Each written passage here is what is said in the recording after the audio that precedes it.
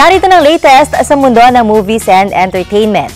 Matitinding mga action scenes mapapanood sa upcoming film ng BG Production na Tupang Ligaw. Tampok ang magaling na aktor na si Mateo Guidicelli.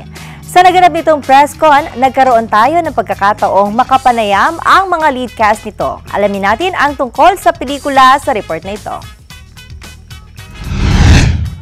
Isa si Mateo Guidicelli sa mga kinikilalang magagaling na aktor ng ating bansa. Marami na siyang nagawang romantic comedy films. Malaking development ang pagsabak ni Mateo sa isang action film na Tupang Ligaw kung saan siya ang bida. Gagampanan ni Mateo ang papel ng isang sundalong naghahanap sa kanyang kapatid na nawawala. Mapapadpad siya sa Barrio Paraiso, isang lugar na puno ng kasamaan. Pinaghaharian ni El Diablo, nagagampanan ni Paolo Contis. Matutuklasan niya ang trahedyang sinapit nito sa kamay ni El Diablo. Makikilala rin niya sa lugar na yon ang mag-ina na kanyang kapatid, nagagampanan naman ni Aramina at Johnny Regana. At dito na iikot ang istorya. Nagagawa niya lahat ni El Diablo. Wow, this is my first action film, so kumbaga bago pa lang ako dito, so hindi ko alam kung ano ma-expect or anything. But you know, excited na ako dahil yung mga tao that worked in the film, yung nag-consult sa pelikula, credible sources sila, credible teachers sila. So I'm very excited to portray this.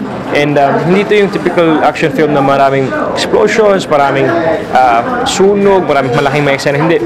This is more hand-to-hand combat, close quarters combat. So masaya at excited ako mapapanood to. Training talaga ako. We were at the fire range a long time. We were at the gym a long time, training different moves, learning the moves and all that. Para pagdating sa set, maging second nature na kumbaga ba. Hindi na maging sobrang hirap.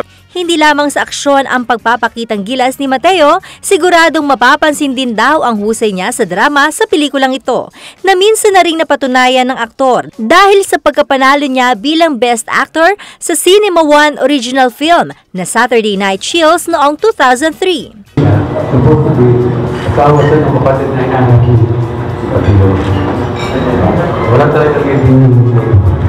Ito rin ang first time na nakasama sa isang pelikula si Mateo ng child actor na si Johnny Regana.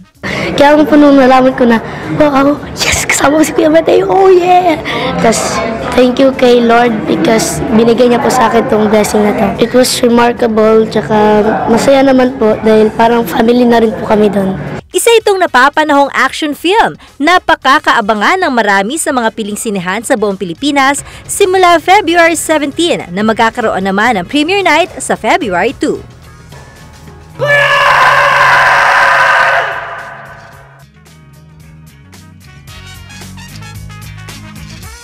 At bukod sa kanyang pelikulang Tupang Ligaw under BG Productions, busy rin si Mateo sa pagpopromote ng kanyang debut album.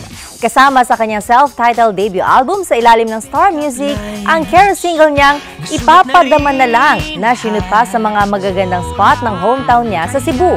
Available na ang album ni Mateo sa mga digital stores maging sa lahat ng record bars nationwide.